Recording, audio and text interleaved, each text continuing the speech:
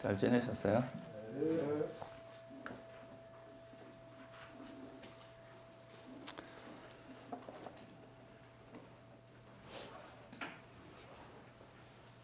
오늘은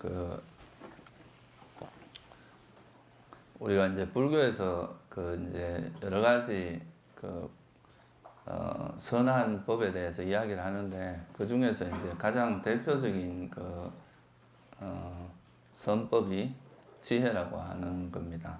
우리가 이제 빨리어로는 빠냐라고 하고, 우리나라에서는 보통 이제 바냐라고 많이 알려져 있는데, 그거는 이제 바냐를 이제 빠냐라고 하는 걸 좀 업력한 겁니다.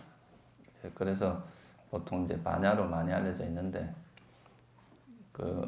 빨리어로 말하면은 빠냐라고 할 수 있어요. 이제 이 지혜라는 것에 대한 것이 이제 불교에서는 이제 굉장히 중요하게 취급하는 이제 선법입니다. 경전에 보면 이제 모든 코끼리, 이제 모든 발자국 중에 가장 큰 발자국이 이제 코끼리 발자국인 것처럼, 모든 이제 불교가 부처님께서 말씀하시는 선법 중에서 가장 어떤인 법이 바로 이제 이 지혜라고 그랬거든요. 그래서 이제 이 지혜를 개발하는 것이 어떻게 보면 이제 불교의 되게 중요한 어떤 거다, 이렇게 말할 수 있습니다. 이제 우리가 보통 수행상으로 이제 보통 세 가지를 많이 이야기하죠. 계정해, 이렇게 세 가지를 이야기하는데, 계율과 이제 선정과 지혜, 이렇게 이제 세 가지를 말하고 있습니다. 근데 이 선정은 이제 마음을 번뇌가 일시적으로 가라앉아서 마음이 아주 고요해진 상태고, 이제 지혜가 우리가 지금 이야기하는, 여기서 말하는 이제 그런 지혜는 이제 세상을 있는 그대로 바르게 보는, 있는 그대로 보는 이제 지혜. 그러니까 이걸 여실지경이라고 그러죠. 근데 이제 모든 수행법이 이제 우리가 수행은 두 가지로 나누면 이제 사마타와 위파사나, 그러니까 정과 해, 이렇게 이제 나눌 수가 있는데, 이 정을 닦는 목적도 다 이제 해를 개발하기 위한 것이 이제 가장 주된 목적입니다. 그래서 이제 정해, 사마타, 위파사나 할 때 그 해라는 것이 그만큼 중요한 거죠. 위파사나는 해를 개발하는, 지혜를 개발하는 수행이고, 사마타는 이제 삼매, 그러니까 고요함을 개발하는 수행이다, 이렇게 이제 말할 수가 있습니다. 실제로 이제 우리는 보통 우리나라에서는 이 삼매를 되게 많이 강조를, 삼매가 되게 이제 수행상에서 이제 되게 중요한 부분으로 알려져 있죠. 사실 불교 수행에서 이제 삼매라고 하는 것이 되게 중요한 건 맞아요. 근데 이제 심재 비유의 긴경이라는 경이 있어요. 마치마니까에 보면, 거기서 보면 우리가 보통 이제 출가를 해서 이제 얻어지는 여러 가지 이제 변화가 있는데, 수행을 함으로써 이제 출가자가 되면 이제 오는 명예, 이득, 이런 것들이 있을 수 있습니다. 그러니까 예를 들면 큰 절에 주지스님 되고 이러면 거기서 오는 명예나 그런 게 있잖아요. 이제 그런 것들은 이 나무에서 이제 우리가 이제 목재를 찾을 때, 목재 중에 제일 좋은 게 나무 속에 숨어 있는 심재라는 게 있거든요. 제일 속에 숨어 있는 아주 단단하고, 그 다음에 그 바깥이 이제 속 심재가 있고 겉 심재가 있고, 요 껍질이 있죠, 그죠? 이 나무를 둘러싸고 있는 껍질이 있고, 그것도 속 껍질과 그 껍질이 있고, 그 다음에 이제 나무에 이렇게 자란 가지나 잎사귀, 이런 게 있는데, 그런 이제 명예나 그런 이익을 추구하는 거는 이제 이런 잎사귀나 이런 장가지에 비유를 하고, 그 다음에 이 끝껍질은 개를 지키는 것, 속껍질 정도가 이제 삼매라고 비유를 하고 있습니다. 그리고 이 심재, 안에 있는 실제 목재로서 쓸 수 있는 것이 바로 이제 속심재는, 겉심재를 이제 보통 우리가 위파사나의 지혜, 지견이라고 위파사나의 지혜라고 이야기를 하고, 속심재, 이거는 이제 깨달음이라고 이야기를 하거든요. 이 비유에서도 알 수 있고, 여러 가지 이제 경전에 나와 있는 이야기들을 가지고 이야기를 해도, 바냐라고 하는 것이, 지혜라고 하는 것이 이제 불교에서는 되게 중심되는 가치다, 중심되는 법이다, 이렇게 말할 수 있습니다. 왜냐하면 이 지혜를 통해서 어리석음을 버리고 그 어리석음을 버렸을 때 어리석음과 가래를 버리면 그로서 이제 해탈할 수 있기 때문에 이 지혜가 굉장히 중요한 요소라고 할 수 있습니다. 그래서 이제 이 지혜를 지혜를 개발하는 것에 대해서 경전에 뭐 아주 다양한 각도로 이제 돼 있는데 한마디로 말해서 이제 불교에서 말하는 지혜라고 하는 것은 이제 세상을 있는 그대로 꿰뚫어 보는 그 여실직연을 이야기합니다. 이건 다른 말로 하면 이제 사성제에 대해서 바르게 아는 거라고 할 수도 있고 이제 연기에 대해서 바르게 아는 거다 이렇게 말할 수도 있는데 이 말이 이제 되게 추상적인 말인 것처럼 들리지만 이제 이걸 실제 우리 삶에서 이제 실천할 수 있는 법이라는 것을 좀 같이 한번 살펴보도록 하겠습니다. 그래서 이게 이제 안구따라니까에 보면 이제 이런 경전 이 지혜를 개발하는 8가지 방법에 대해서 나와 있는 경전이 있어요. 이 통찰지경이라는 경인데 그걸 간단히 한번 소개해 드리겠습니다. 이제 8가지 중에 첫 번째를 뭐로 이제 이 지혜를 얻게 하고 이미 얻은 지혜를 더 정장하게 하고 또 풍부하게 하고 개발하게 하고 성취하게 하는 그런 조건이 8가지가 있다. 그래서 그 8가지에 대해서 이제 설명을 하는 거죠. 첫째가 뭐냐면 이제 스승이나 어떤 존중할 만한 동료 수행자를 의지하여 머문다 이겁니다. 이거는 뭐냐 하면 첫째 이제 그런 선지식을 챙겨나는 거, 그러니까 좋은 도반을 만나는 거, 선우를 만나는 거 이게 이제 첫 번째 조건으로 들고 있습니다. 왜 그런가 하면 이제 사실 이런 선우를 만나지 않고서 이런 바른 법을 만나기가 쉽지가 않거든요. 이게 다 불교는 인연법이라고 하잖아요. 여러분들이 이제 법을 제대로 못 만나고 또 잘못하면은 외도의 가르침을 만나서 이제 공부를 하다 보면 그냥 막 10년, 20년 그냥 흘러가고 인생을 그냥 낭비하기도 쉽습니다.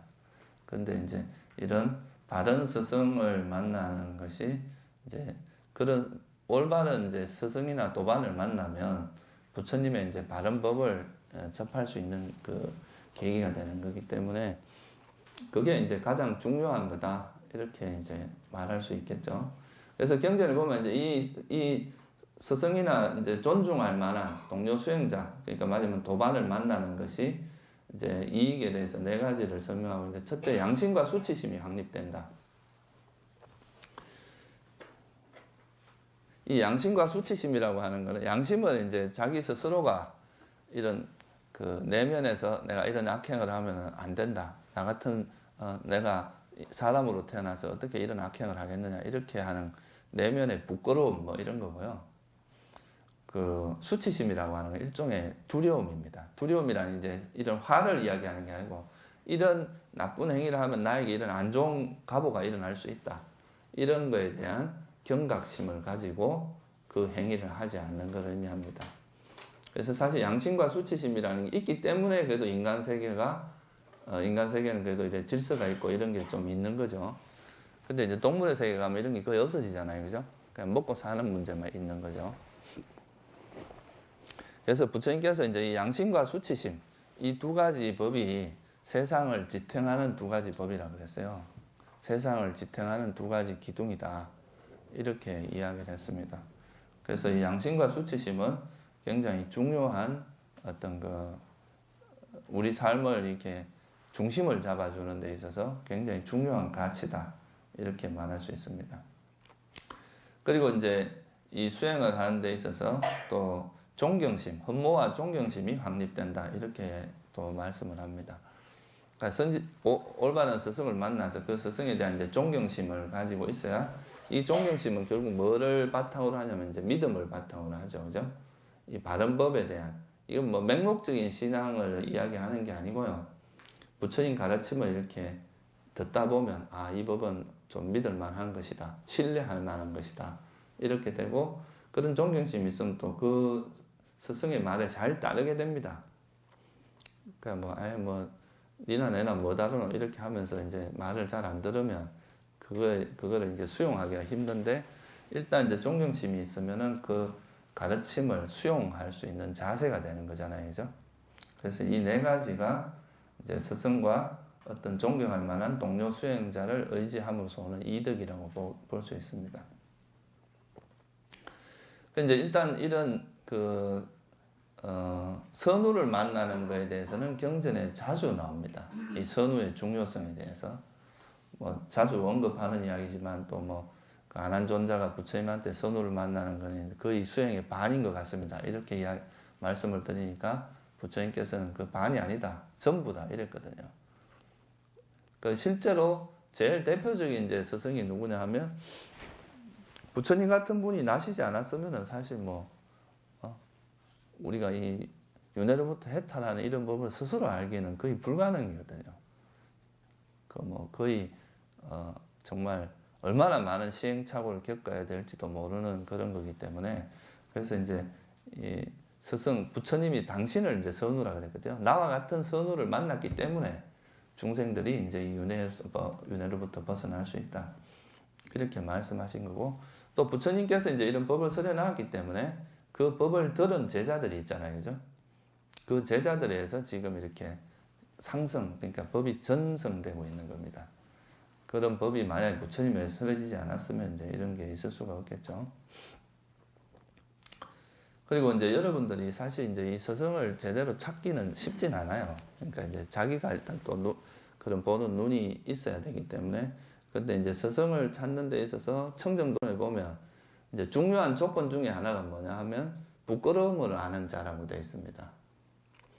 그러니까 적어도 부끄러움을 아는 자라면 그래도 스승이 되는 조건이 최소한의 조건이 갖추어진다고 말할 수 있는 거죠. 그러니까 자기가 하는 행위가 선하지 않은 행위를 했을 때 그걸 부끄러워할 줄 아는 사람 같으면 적어도 제자들을 악행으로 이끌진 않는다 이거예요. 그런데 이제 그런 부끄러움을 모르는 사람들은 자기 이익을 위해서 이제 자기한테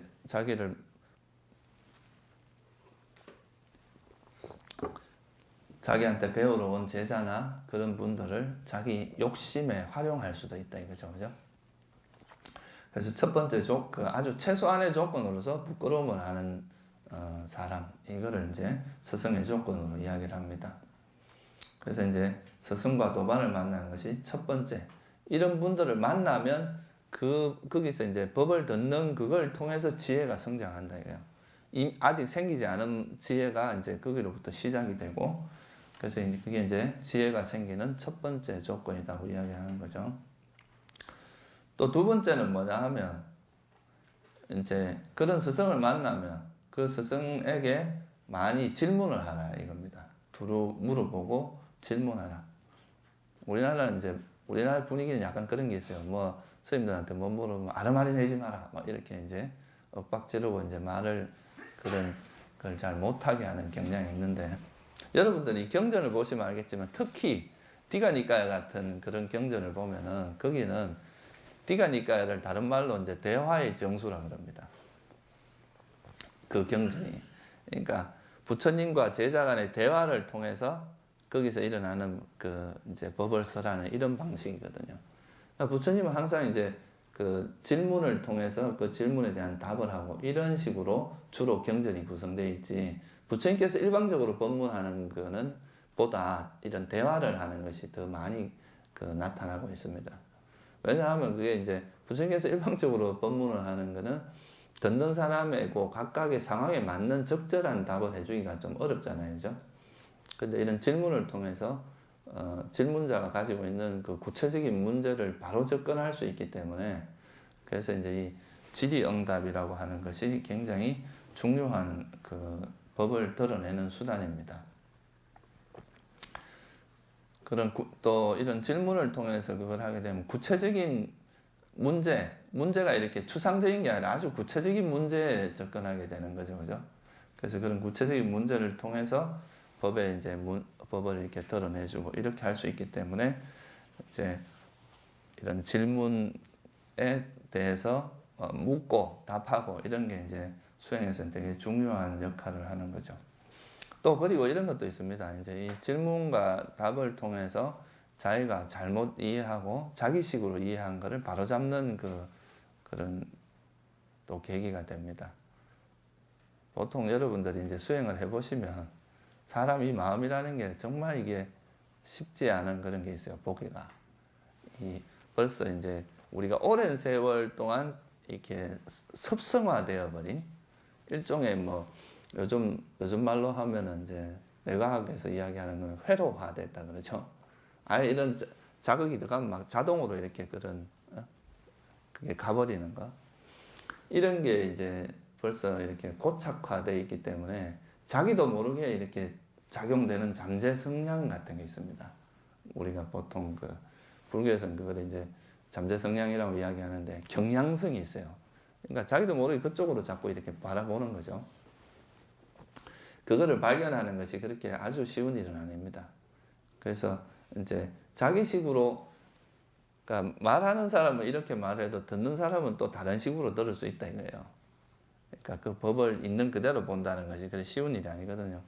근데 이런 것들은 이제 도반이나 스승과의 대화를 통해서 바로잡을 수 있거든요. 객관화할 수 있고, 자기가 잘못 본 것에 대해서 다시 이제 조정이 가능하고, 또 그 어떤 것이 바른 것, 그런 걸 통해서 아, 내가 보는 방식과 또 다른 사람이 보는 방식에 차이가 있구나. 그런 이제 차이점을 알게 되면 또 아, 내가 보는 시각이 반드시 맞는 것은 아니겠다. 그렇게 볼 수도 있겠죠, 그죠?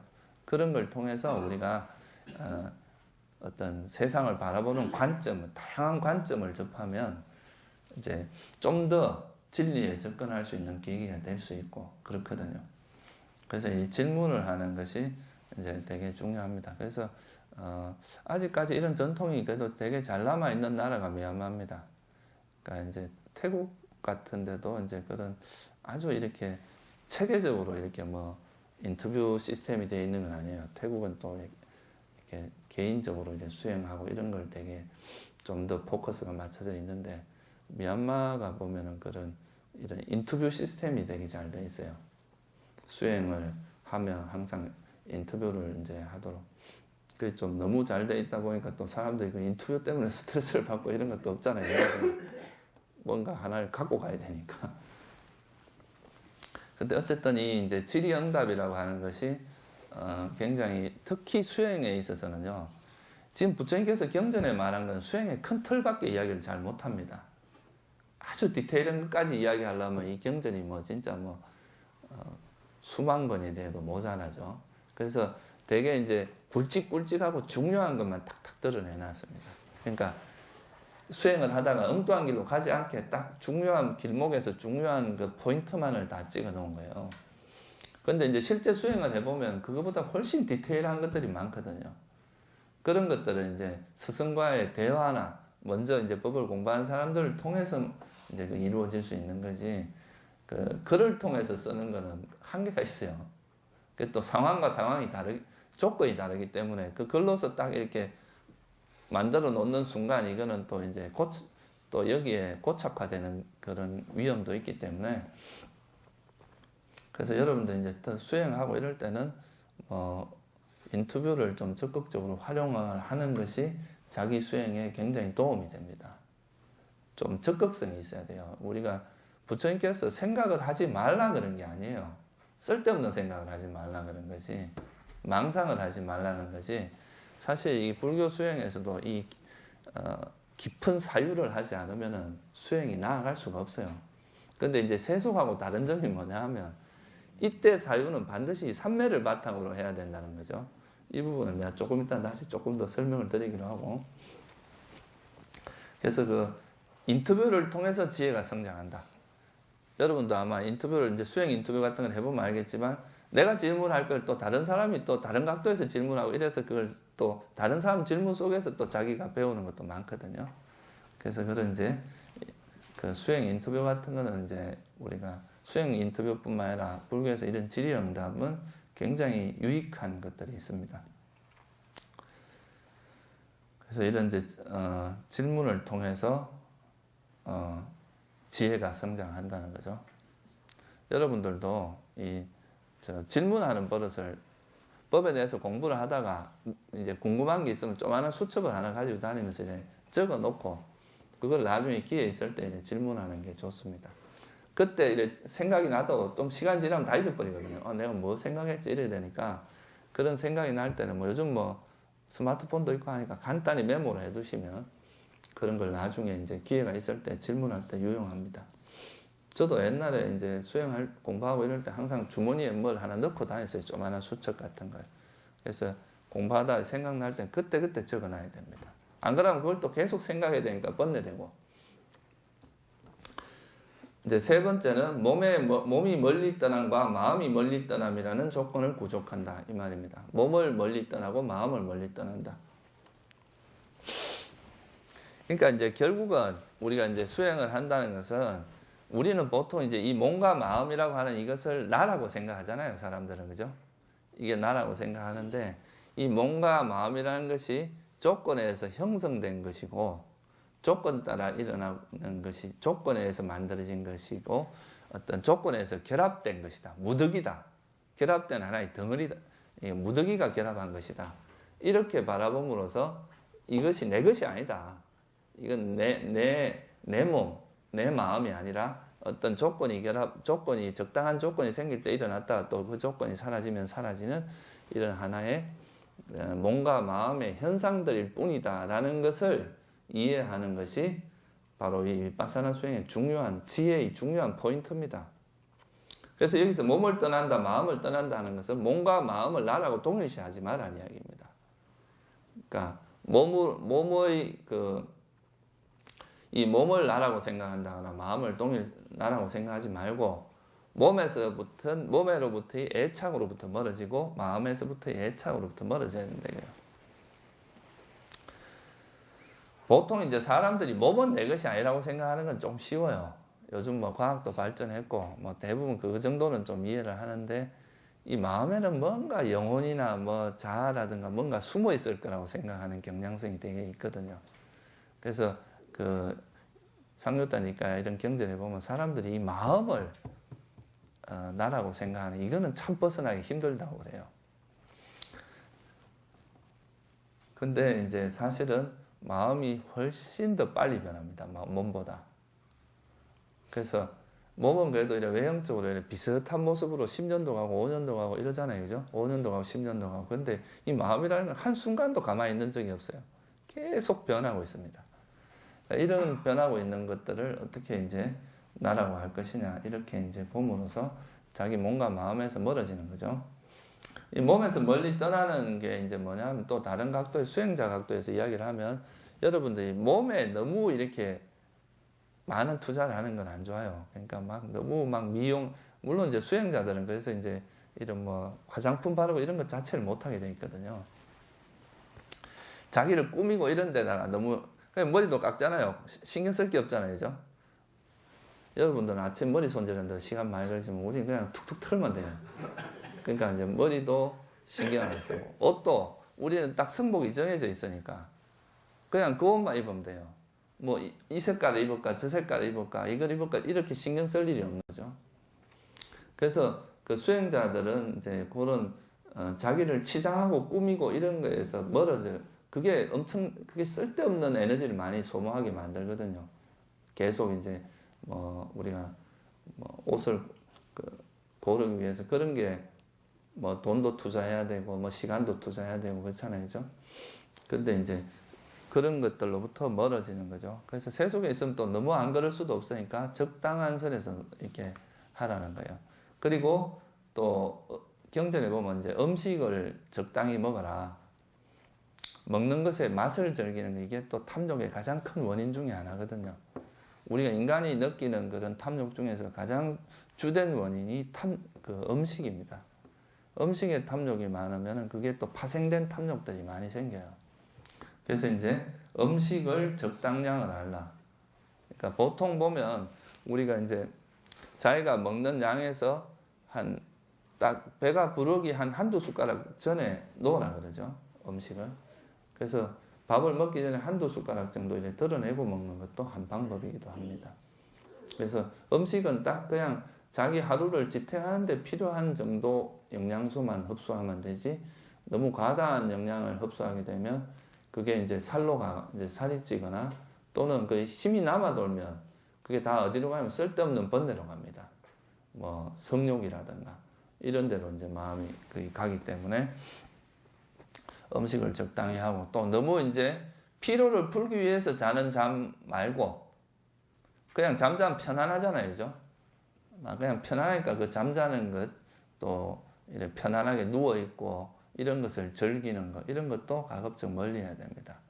이 사실 이제 수행자는 몸을 너무 이래 편안하게 만들어 버리면요, 나중에 수행을 못 합니다. 조금만 피곤하면 막 그게 화로서 작용하거든요. 몸이 좀 피곤하면 짜증내고 막 그 주위 사람들도 피곤하게 하고 막 이렇게 자기 스스로도 자꾸 번뇌가 되거든요.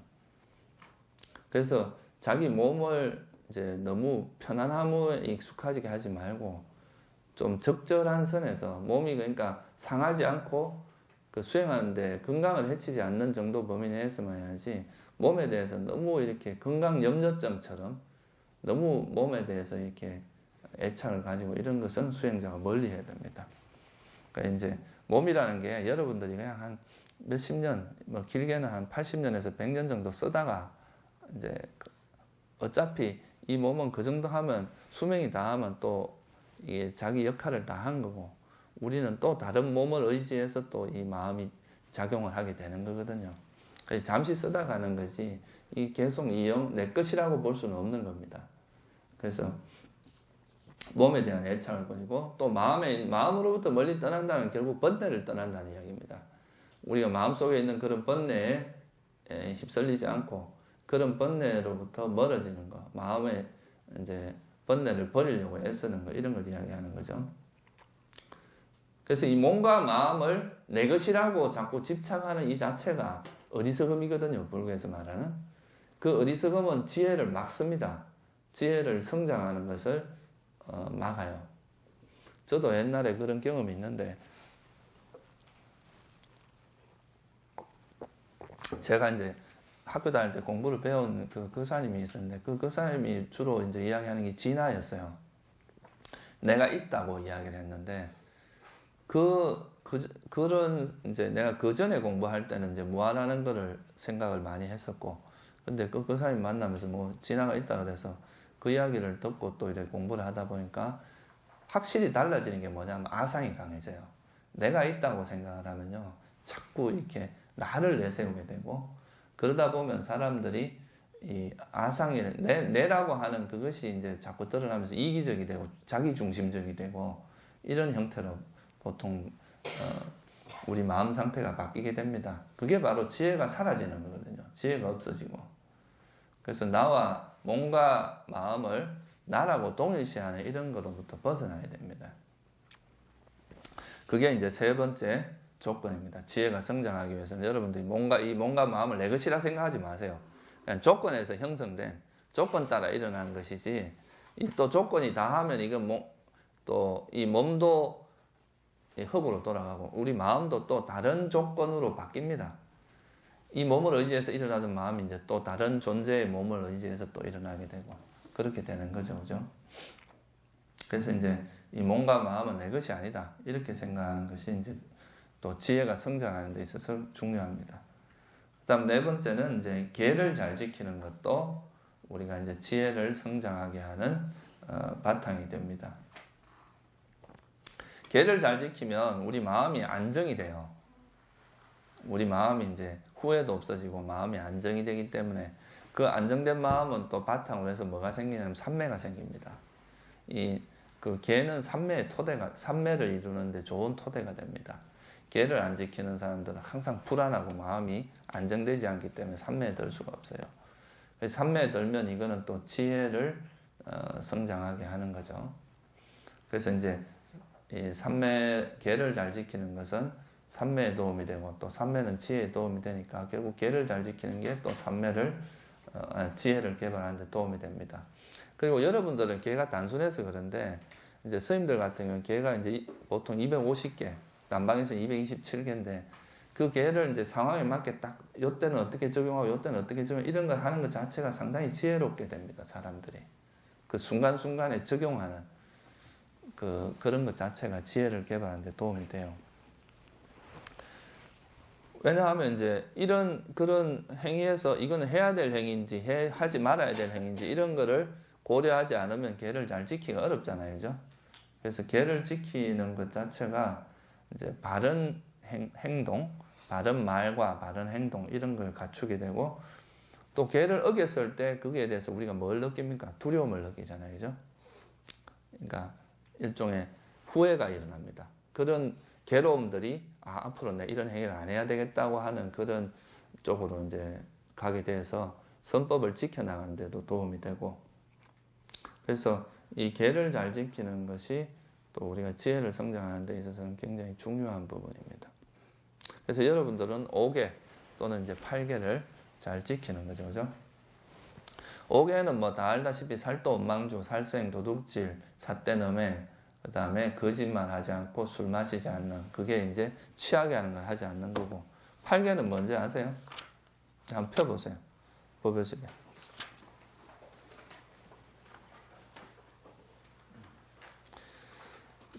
우리나라도 아마 고려시대인가 신라시대 이런 때는 팔관제계라 그래서 이거를 항상 잘 지켰습니다.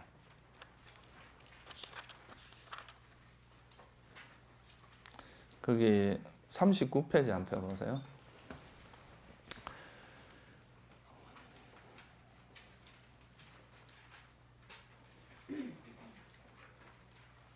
거기 보면 처음에 5가지가 이제 그건 여러분 다 아시는 거고, 그죠? 6번째 뭐예요? 한번 읽어보세요. 오후에는 음식을 먹지 않는 계행을 지키겠습니다.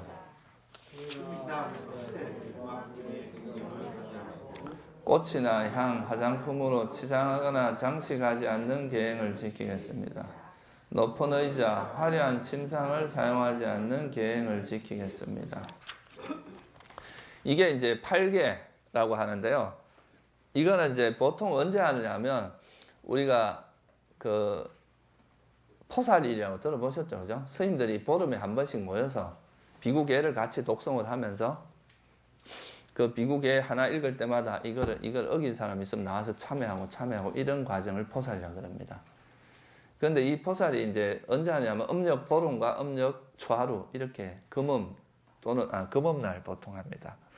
그래서 이때 이제 포살하기 전에 포살과 포살고 사이가, 포살이 보통 일주일 동안, 보름이니까 기간이, 포살과 포살 사이에 초하루부터 보름 사이가 8일이잖아요, 그죠? 그래서 8일, 그 다음에 보름, 그 다음에 보름에서 이 초하루 사이가 또 23일이 있잖아요, 그죠? 23일, 음력 23일인가 그럴 거예요. 이때를 이제 가면 이제 초하루, 보름, 그 다음에 그 8일, 23일 이렇게 하면 한 달에 4번이 되죠, 그죠? 거의 일주일 단위로. 요때만이라도 요 8개를 지킵니다. 보통 이제 평소에는 5개만 지키는데 요때만이라도 한 일주일에 한 번만이라도 이제 8개를 지키는 거죠. 근데 이 8개를 지키면 이제 여러 가지로 이런 것 자체가 공덕도 크게 되고 수행하는 데도 굉장히 도움이 됩니다. 일단 오후 불식을 한번 해봄으로써 배고픔을 참으면서 또 인욕의 힘도 기를 수 있고, 또 저녁에 안 먹는 거의 이익에 대해서 여러분이 몸소 체험도 할 수 있고, 그 다음에 이제 춤이나 노래 이런 것들이 특히 이제 노래 이런 건 수행하는 수행자들한테 굉장히 방해가 많이 되거든요. 이게 계속 멜로디가 머리에서 이렇게 뱅글뱅글 돌기 때문에 특히 이 수행하는 데 있어서는 좀 안 좋습니다. 그러니까 항상 마음을 들뜨게 하잖아요, 그죠? 흥분되게 한단 말이에요. 그래서 이제 춤이나 노래, 음악 이런 걸 하지 않고, 또 치장하는 거, 이 치장하는 거는 결국 뭐냐 하면 우리가 몸을 자꾸 예쁘게 치장하고 이런 것은 아상이 작용하거든요. 내가 남한테 잘 보이고 싶은 거고 이런 거기 때문에 이 또 치장하면서 이렇게 거울을 보고 이러면서 이걸 자꾸 나라고 집착하는 그런 이제 아상이 강하게 하는 그런 효과가 있기 때문에 그런 걸 못하게 하는 거죠. 그래서 보통 일반적으로 절에 가보면 거울이 없습니다. 우리가 머리 깎을 때는 또 어쩔 수 없이 써야 되는 게 조그만한 거울 정도 있지, 일반적으로 난방이나 이런 데 가보면 거울이, 큰 거울 이런 게 걸려 있는 데가 없어요. 자꾸 거울을 쳐다보다 보면 아상이 강해지고 그런 게 되게 많단 말이에요. 연예인들 보면 맨날 거울 보잖아요, 그죠? 그러면서 자기 스스로 이제 뭐라 그러나 나르시시즘 그런 데 빠지는 거죠. 자기 스스로 취해가지고 뭐 잘생겼다 이러면서 그게 아상을 강하게 한다 이 말입니다. 그래서 이제 치상하는 것도 좀 멀리 하는 거죠. 이런 것도 한번 해보는 거예요. 그러니까 여러분들이 그 다음에 이제 잠잘 때도 이런 화려하고 보통 우리 요즘 침대 같은 거 보면 막 되게 이제 화려하게 이렇게 치장돼 있고 뭐 이번에 뭐고 스리랑카 여행 가면서 그 이렇게 보니까 막 침대에다 이렇게 막 이걸 세워 가지고 막 이렇게 하얀 뭐 천을 내려놓고 너무 화려한 그런 거. 그래서 그런 침상을 멀리하라 이거죠. 이런 침상에 쓰다 보면 사람이 아까 말했던 기대는 즐거움, 눕는 즐거움, 잠자는 즐거움 이런 거를 누리게 되고 또 이런 게 사치하는 그런 마음도 생기게 되고 그렇습니다. 그 뭐 제가자들한테 이런 거는 계율 이제 항상 지켜야 될 계율은 아닌데 일주일에 한 번만이라도 이래 좀 거친 침상에서 한번 자보는 거죠. 보통 바닥에. 그래서 옛날에는 어떻게 했냐면 삼배로 만든 삼배가 아니고 이렇게 뭐고 돗자리 있잖아요, 그죠? 돗자리 그걸 깔고 일부러 한번 자는 거예요, 바닥에서. 아니면 이제 그 나무 침대 있죠. 보통 남방에 지금도 그 미얀마 같은 데 가면 나무로 만든 침대인데 그 나무로 만든 침대에다 그냥 이렇게 간단히 뭐 우리나라에서 쓰는 그 뭐죠 비닐로 된 그 깔판 같은 거 있잖아요. 그런 거 이렇게 깔고 자거든요. 그러니까 이제 그런 게 높고 이 화려한 침상에서 잠을 자지 않고 이런 것이 이제 일단 검소하게 살고 또 잠자는 즐거움에 빠지지 않는 그런 거하고 관계가 있는 거죠. 그래서 일주일에 한 번 정도 이런 그러니까 팔개를 지켜보는 것도 이제 수행자로서 또 이렇게 새로운 또 그 어떤 삶을 한번 경험해보는 좋은 그것도 됩니다. 아무래도 이제 요즘 세상이 이제 점점 문명이 발달하다 보면 사람 몸은 점점 게을러지거든요, 그죠? 산보만 나가면 자가용 타고 나가고 뭐 조금만 움직여도 이제 차로 움직이죠. 그리고 뭐 조금만 추우면 난방이 되죠. 조금만 더워도 또 뭐 에어컨 속에 있지. 이러니까 몸 자체가 이제 어떤 환경에 적응하는 능력이 상당히 떨어지고요. 조금만 뭐 모기가 물어도 막 잘 못 견디고 이런데 옛날에 스님들은 다 숲속에서 이제 살았잖아요. 숲속에 살면 뭐 사실 벌레라든가 뭐 이런 거에서도 잘 보호가 안 되고 추위 더위에도 잘 보호가 안 되고 근데 그런 걸 몸에서 일어나는 그런 이제 감각들을 견디고 이겨냈기 때문에 이제 그런 강력한 파워가 생기는 거거든요. 정신적인. 요건 조금 요래서 힘들어서 못한다. 요건 요래 힘들어서 못한다. 이런 사람들이 과연 죽음 앞에서 의연할 수 있겠느냐 이거예요. 그러겠어요? 조금만 힘들어도 그만 정신을 못 차리는데. 그러니까 이제 그런 데서 그런 열악한 환경에서 사는 그 자체가 우리 마음을 굉장히 굳건하게 만들어주는 게 있거든요.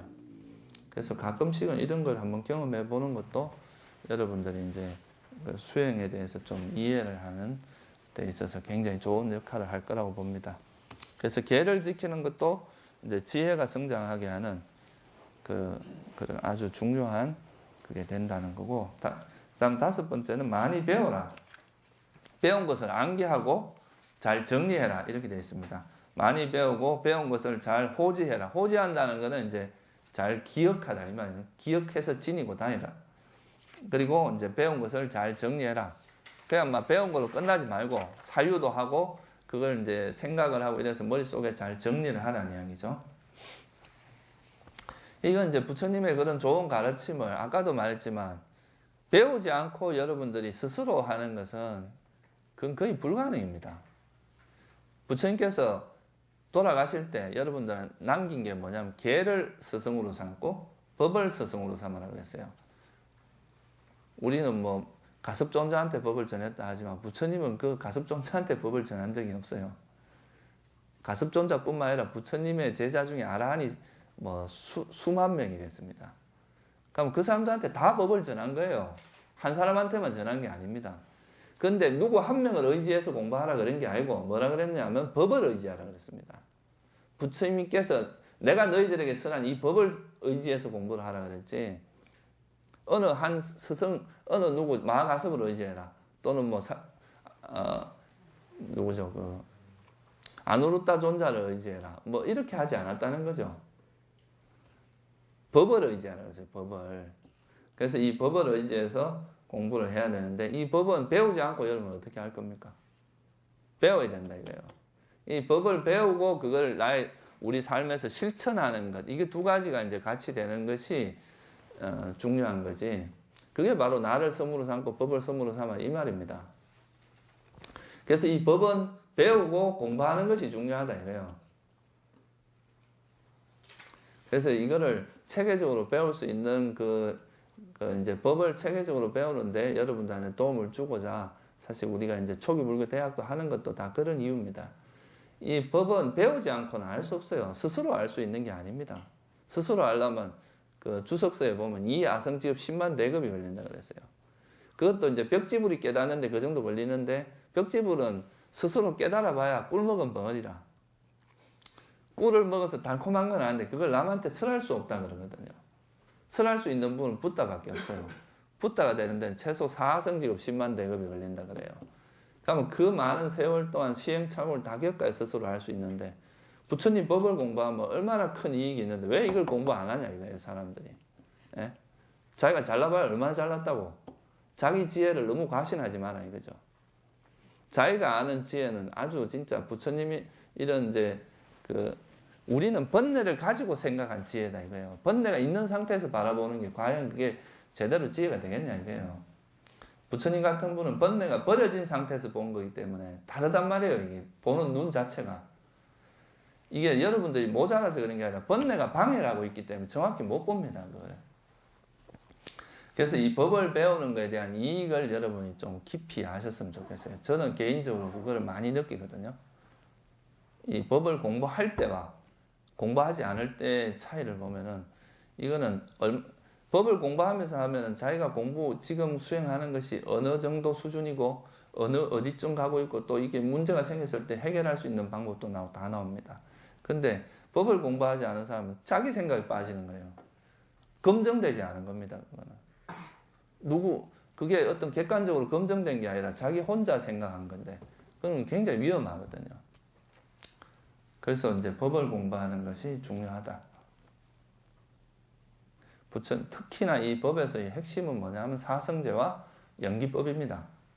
이제 사성제 연기에 대한 공부는 적어도 이제 우리가 교학을 하듯이 모든 불교 경전을 다 섭렵하고 이럴 수는 없겠지만 적어도 이제 사성제나 어떤 팔정도 이런 기본적인 사성제 팔정도 연기 이런 거에 대한 이해 정도는 반드시 해야 된다 이거죠, 그죠? 그걸 모르고 공부하면 그냥 수행을 해도요. 그 수행이 어디로 가는지도 모르고 하는 겁니다. 그냥 뭐 수행하면서 무슨 약간 체험은 있겠지만 이 체험이 무슨 의미인지 이 체험을 통해서 우리가 어디로 가야 되는지 이런 걸 전혀 모르는 거예요. 그렇게 하면 차라리 수행 안 하니만 못한 결과를 초래할 수도 있어요. 아주 이상한 곳으로 정신적으로 아주 이상한 정말 그런 문제가 생길 수도 있습니다. 그래서 이제 이런 법을 공부하는 것이 5번째고, 그 다음에 이제 이 법을 공부하면 이 법에서는 부처님께서 이 법을 공부하다 보면 괴로움의 원인이 있고 그 괴로움의 소멸이 있습니다. 그리고 그 괴로움의 소멸에 이르는 길이 있어요. 그러면 괴로움을 소멸에 이르는 길은 우리가 개발해야 될 것이고 괴로움의 원인은 어떻게 해야 되겠어요? 버려야 되겠죠, 그죠? 그래서 이제 이 괴로움의 원인을 우리가 해로운 법 또는 불선법이라고 이야기를 하고 이 괴로움을 소멸하는 것을 우리가 선법이라고 이야기를 합니다. 이 소멸하는 방법, 그러니까 뭐 우리가 팔정도를 개발하고 이런 건 다 선법입니다. 그래서 해로운 법은 제거하고 유익한 법을 개발하는 쪽으로 어떻게 해야 돼요? 노력을 해야 됩니다. 이 선법은 가만히 여러분들 그냥 착하게 살면 되지 이렇게 한다고 길러지는 게 아닙니다. 노력하지 않고 선법은 절대 개발되지 않아요. 왜냐하면 불교에서 말하는 선법이라고 하는 것은 알아차림을 바탕으로 하고 있거든요. 그래서 지혜가 없으면 알아차림과 지혜가 없으면 선법이 생길 수가 없습니다. 그러니까 여러분들이 조금 이제 수행을 해서 지혜가 생겼다고 좀 방심하면 또 미끄러져요, 이거는. 아직은 이제 우리가 깨달음을 얻기 전까지는 오르막길을 가는 거나 똑같습니다. 이제 오르막길을 이렇게 가다 보면 자전거를 타고 막 가요. 그러면 이제 갈수록 점점점 경사가 완만해지는 건 사실인데 가만히 있으면 어떻게 되겠어요? 뒤로 미끄러집니다. 근데 이제 수다원 정도가 되면, 깨달은 수다원 정도의 성자가 되면 그때는 미끄러지는 법이 없어요. 그렇지만 그 전까지는 언제나 미끄러질 수가 있습니다. 그래서 부단한 노력, 끊임없는 노력을 해야 돼요. 우리가 그 선법이라고 하는 것이 그냥 가만히 산다고 해서 이루어지는 게 아니라 이건 노력을 통해서 이루어진다는 것을 여러분들이 꼭 알 필요가 있습니다. 그래서 부처님께서 선법의 가장 중요한 뿌리를 뭐라 그랬어요? 불방일이라고 그랬거든요. 방일하지 말라.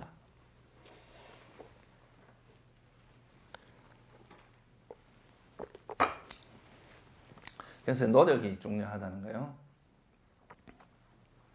그 다음에 이제 7번째는 법담을 하거나 성스러운 침묵을 지켜라. 그러니까 법담을 하거나 아니면 차라리 침묵해라. 쓸데없는 말로 시간 보내지 말라 이거죠.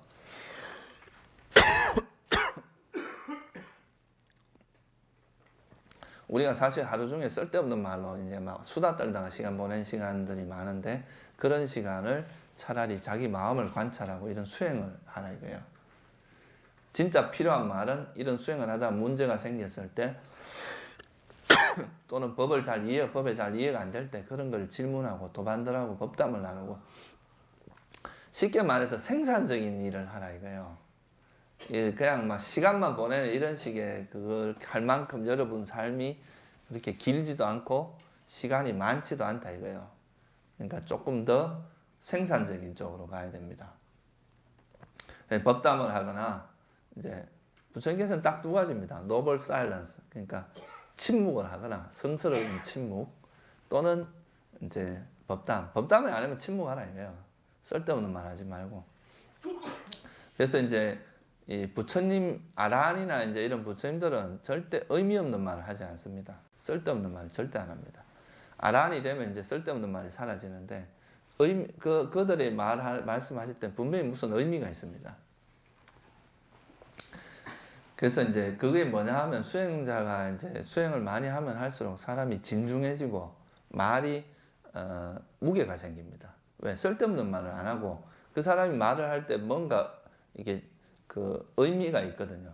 그거를 말할 때는 신중하게 말을 하고 그리고 그 말에 의미가 있기 때문에 그래서 이제 말도 아주 무게 있는 말을 꼭 물론 법담마저 하지 말라는 이야기는 안 해요. 옛날에 그 우리 절집안에 아주 그 이야기가 있습니다. 어떤 그 스님이 침묵을 하고 이제 우리 무건이라고 하는 거 있잖아요, 그죠? 무건을 하고 있었어요. 근데 저리 불이 난 거야. 그때는 어찌해야 되겠어요? 난 무건하고 있으니까 말을 안 해야 되겠어요. 뭔가 해야 되겠어요. 종을 치든지 뭔가 해야 될 거 아니에요, 그죠? 그러니까 무건이라고 하는 거는 무조건 말을 안 하는 게 반드시 나는 무건이라고 생각하지 않거든요. 그런 거는 의미 없다고도 할 수 있어요. 그냥 참는 고행일 수밖에 없어요. 꼭 해야 될 말은 해야 되는 거죠, 그죠? 그 대신에 쓸데없는 말 안 하면 됩니다. 너무 그러니까 무건이라고 하는 것을 너무 집착할 필요는 없어요. 그리고 이제 8번째가 뭐냐 하면 이제 오치온이란 오온에서 이제 법에서 법을 관찰하면 머문다. 이거는 이제 여러분들이 조금 어려운 이야기입니다. 그 대념처경에 보면은 우리가 이제 신수, 신법 이렇게 4가지에 대한 이제 알아차림이 있는데 몸에 대한 알아차림, 느낌에 대한 알아차림, 그다음 마음에 대한 알아차림, 그다음 마지막이 뭐냐면 법에 대한 알아차림인데 이 법에 대한 알아차림 중에 오온에 대한 알아차림이 들어갑니다. 사실 오온에 대한 알아차림이라고 하는 거는 신수, 신법이 다 포함되는 거예요, 사실은. 그러니까 이제 그 법념처에 가면 이제 앞에서 했던 것을 토대로 해서 거의 이제 종합적으로 정리되는 그런 그 느낌이 있거든요. 그래서 이제 오온에 대한 알아차림을 한다는 것이 결국은 이제 뭐냐 하면은 오온이라고 하는 건 결국 뭐냐 하면 몸과 마음입니다. 여러분, 몸과 마음. 그래서 여러분 몸과 마음에서 일어나는 그 현상을 알아차림을 함으로써 그게 뭐냐 몸과 마음에 대한 알아차림을 하다 보면 뭐가 일어나면 이해가 이루어집니다. 지혜가. 그게 이제 지혜를 개발하는 거죠.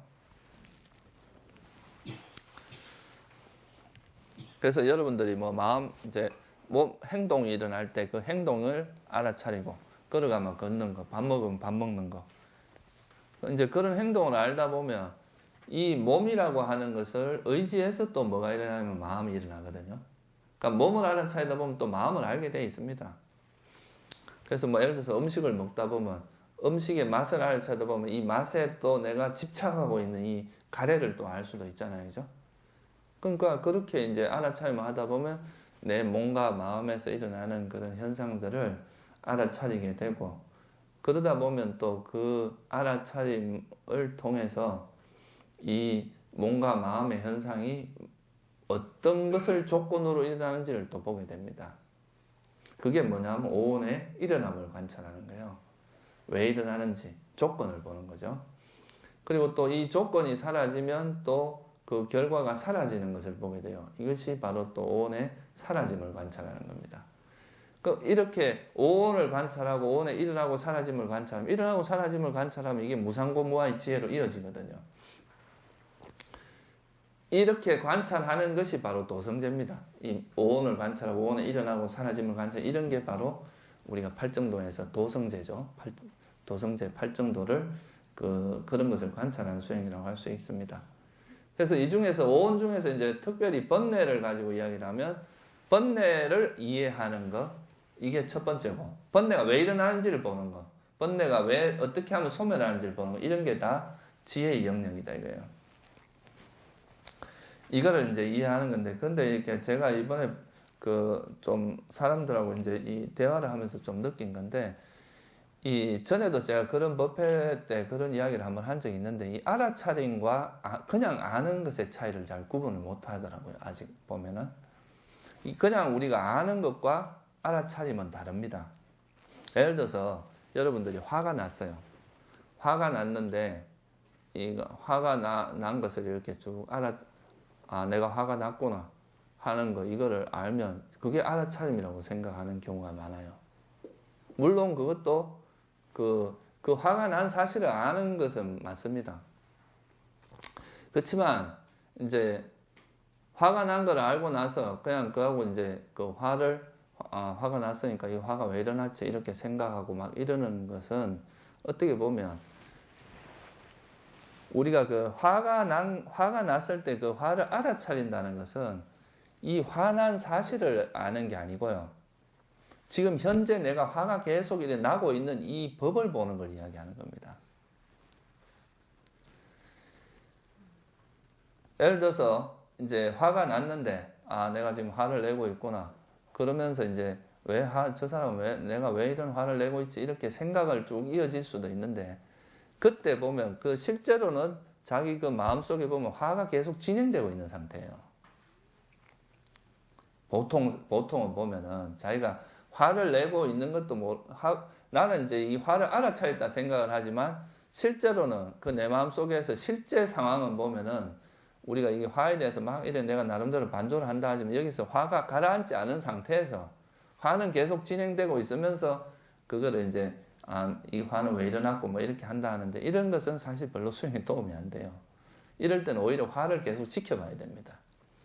나한테 화가 나고 있다는, 지금 내가 생각하는 게 화가 놓아진 상태가 아니라 화가 계속 진행되고 있다는 실상은 화가 진행되고 있다는 걸 봐야 되거든요. 무슨 말인지 이해가 되세요?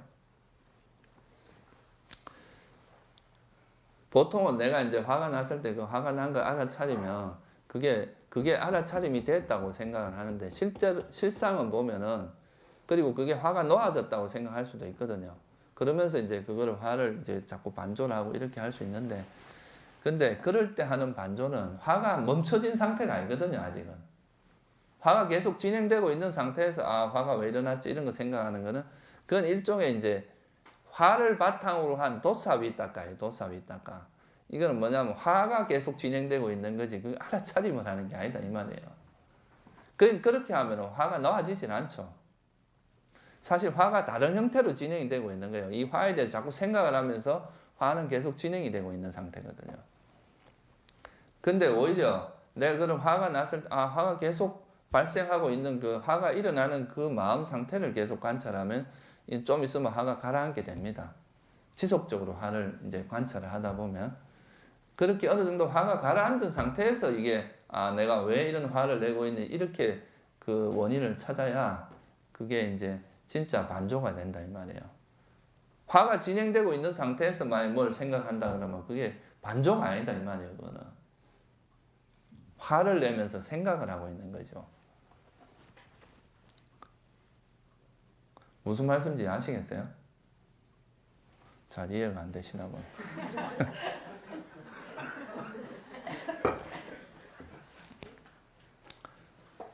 그러니까 이제 그런 거 있잖아요. 연예인들 보면 속에서 막 질투를 하면서 너 너무 예쁘다 이라는 거 있죠. 그죠? 이런 것은 이제 겉으로 말은 포장된 거고 실상은 뭐가 진행되고 있는 거예요? 질투심이 계속 일어나고 있는 거죠. 그죠? 그러면 이 겉으로는 사람들은 평화로운 말을 하고 있는 것 같지만 자기 실상은 뭐예요? 질투심이 계속 발생하고 있는 겁니다. 그러면 이 질투심을 보는 게 실제 알아차림이다 이거예요. 이 밖에서 드러나는 이 말을 알아차리는 건 그냥 아무것도 아니다 이 말이에요.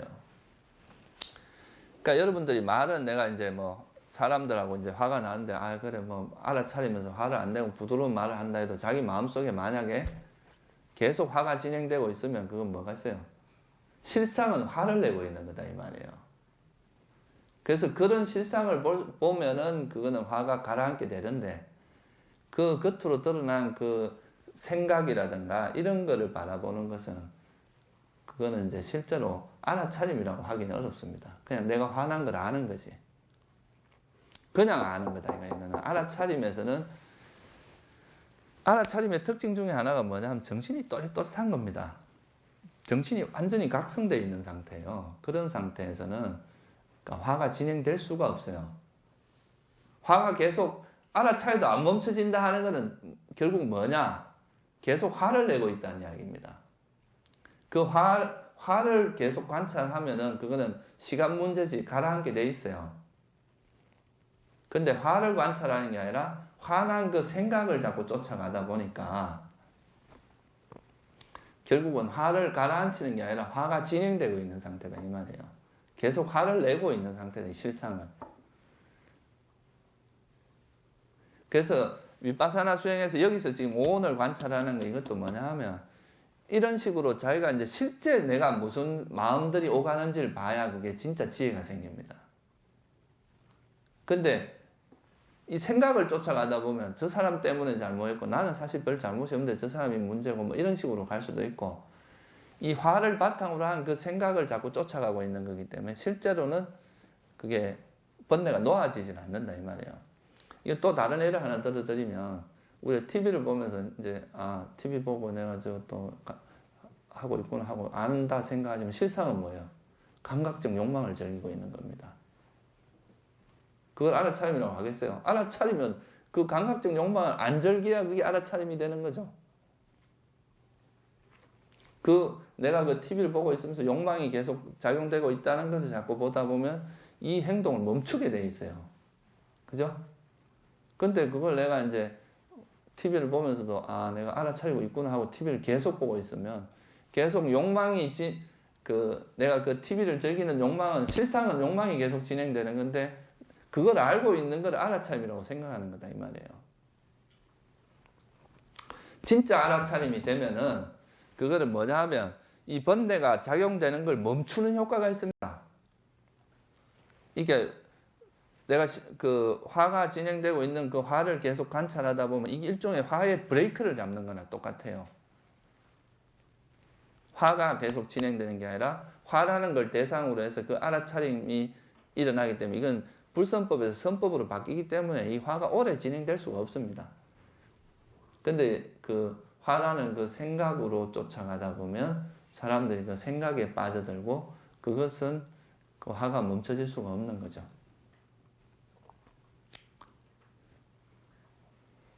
그러니까 결국은 여러분들이 그 생각의 영역이 아니라 실제 내 마음에서 지금 이 순간에 뭐가 작용하고 있는지 그걸 자꾸 보는 것이 진짜 윗바사나 수행이다 이거예요. 그래 돼야 그게 이제 화도 그러니까 만약 지금 현재 이 순간에 화가 계속 작용되고 있는 걸 본다면 이 화는 멈춰지거든요. 근데 이 화를 보지 않고 드러난 이 생각 이 생각을 쫓아가다 보면 화는 못 보고 이 생각을 쫓아가기 때문에 실제로 그 화는 잘 안 멈춰집니다. 되게 쉬운 이야기인데 어려운 것처럼 들리나고.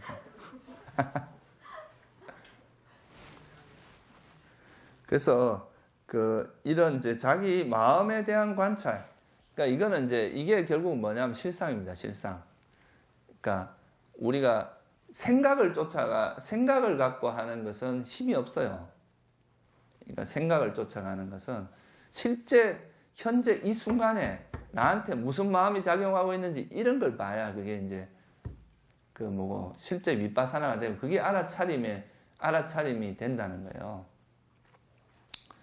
그러니까 이거는 포장된 모습이 아니라 실제 자기 모습을 봐야 된다. 실제로 무슨 일이 벌어지고 있는지.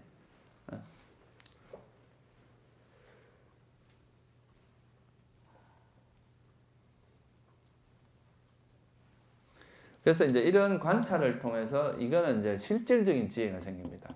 물론 앞에 거는 이제 어떻게 앞에서 지금 말씀드린 거는 어떻게 보면 지혜의 좀 토대에 해당하는 거고 실제 이제 구체적으로 아주 깊이 있는 지혜가 생기는 거는 이런 오온에 대한 알아차림. 오온이라는 것은 좀 어려운 이야기일 수도 있는데 자기 몸과 마음에서 일어나는 현상. 이런 실상을 보게 되면 내가 걸어가는 거의 실장은 그냥 이 다리의 움직임, 다시 말하면 뭐예요? 이 불교적으로 이야기하면 풍대가 움직이는 이 현상이 드러날 뿐이거든요. 그죠? 그러면 여기서는 나라고 할 만한 게 없어요. 그냥 그런 현상이 드러날 뿐이라. 그리고 이제 사실 번뇌라는 것도 그 번뇌 자체가 내가 일으킨다고 보통 생각을 할 수도 있지만 어떤 조건에서 이런 성냄이 발생하는 거고 그 성냄이 또 조건이 벌어지면 사라지는 거지 그 자체가 내 거라고 할 만한 건 없다는 걸 이제 보게 되는 거죠. 그러니까 이런 식으로 이제 그게 성장을 하는 것이 지혜가 성장하는 거다. 이렇게 말할 수 있고. 그래서 윗바사나 수행의 이제 제일 중요한 이제 점은 그래서 이게 제가 요즘 느끼는 게 알아차림 자체를 잘 이해하는 것이 그렇게 쉬운 건 아닌가 보다 이런 생각이 좀 들어요. 여러분들이 이 알아차림에서 제일 중요한 포인트는 지금 이 순간에 실제로 작용하는 현상을 봐야 됩니다. 아까 말했듯이 겉으로는 말로서는 되게 이렇게 아름다운 말로 포장되어 있지만 실제 내 내면은 이게 실제 내 마음에서 작용하는 건 조금 다를 수 있잖아요. 둘이가 대화를 할 때도 뭔가 화가 났는데 그 사람이 말하는 게 이제 속에 화가 분명히 났어요. 근데 겉으로는 그거 좋은 말이다 이렇게 말하지만 그 말은 그렇게 하더라도 속에 지금 내 마음에서는 뭐가 일어난 거예요? 화가 일어난 거잖아요. 그죠? 그걸 볼 수 있어야 그게 진짜 윗바사나가 된다 이 말이에요. 근데 내가 겉으로 말하는 그것이 다라고 생각을 하면 그런 거는 이제 실제 변화는 잘 안 일어나거든요. 실제 내 마음에서 어떤 그 현상들, 어떤 마음들이 오가는지를 볼 수 있는 그게 바로 여기서 말하는 법에서 법을 관찰한다 이거예요. 이거는 생각을 관찰하는 게 아니라 어떤 포장되어 있는 걸 관찰하는 게 아니고 실제 있는 것을 관찰하는 것이 중요합니다. 그렇게 관찰하면 이거는 분명히 멈추게 돼 있어요. 그걸 관찰 안 하고 그 포장되어 있는 그 생각을 쫓아가면 절대 안 멈춰집니다. 계속 진행되고 있는 거예요, 그거는. 그죠? 오늘은 여기까지만 하겠습니다.